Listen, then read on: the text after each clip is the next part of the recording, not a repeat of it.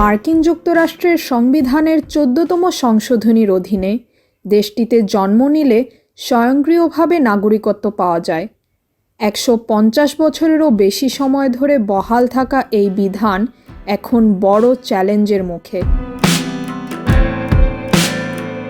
নবনির্বাচিত president Donald Trump জানিয়েছেন তিনি এই আইন বাতিলের উদ্যোগ নেবেন।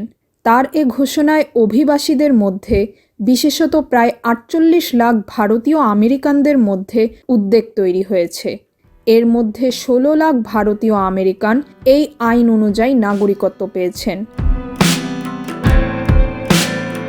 14তম সংশোধনী অনুযায়ী যুক্তরাষ্ট্রে জন্মগ্রহণকারী ও নাগরিকত্বের শর্ত পূরণকারী প্রত্যেকেই দেশটির নাগরিক।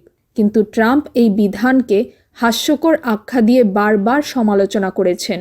প্রথম মেয়াদে এ নিয়ে বললেও তিনি কার্যকর কোনো পদক্ষেপ নেননি। এবার দ্বিতীয় মেয়াদে শপথ নেওয়ার দিন থেকেই তিনি নির্বাহী আদেশের মাধ্যমে এই আইন বাস্তবায়নের চেষ্টা করবেন বলে জানিয়েছেন। বিশেষজ্ঞদের মতে এটি বাস্তবায়ন সহজ হবে না। তাদের মতে সংবিধান সংশোধন করতে হলে কংগ্রেসের অনুমোদন এবং আদালতের রায় প্রয়োজন। এমন কোনো পদক্ষেপ 14তম সংশোধনী লঙ্ঘনের সমান হবে। যদিও ট্রাম্পের সমর্থকরা তার এই উদ্যোগকে ইতিবাচক দৃষ্টিতে দেখছেন। এই পরিকল্পনা বাস্তবায়িত হলে জন্মসূত্রে নাগরিকত্বের উপর নির্ভরশীল অভিবাসীরা ব্যাপক সমস্যায় পড়বেন। আমেরিকান ইমিগ্রেশন কাউন্সিল সতর্ক করেছে যে এটি সবার ওপর প্রভাব ফেলবে।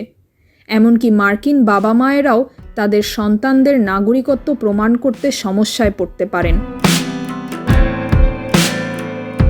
পিউ রিসার্চের মতে 16 লাখ ভারতীয় আমেরিকানের নাগরিকত্ব হুমকির মুখে পড়তে পারে।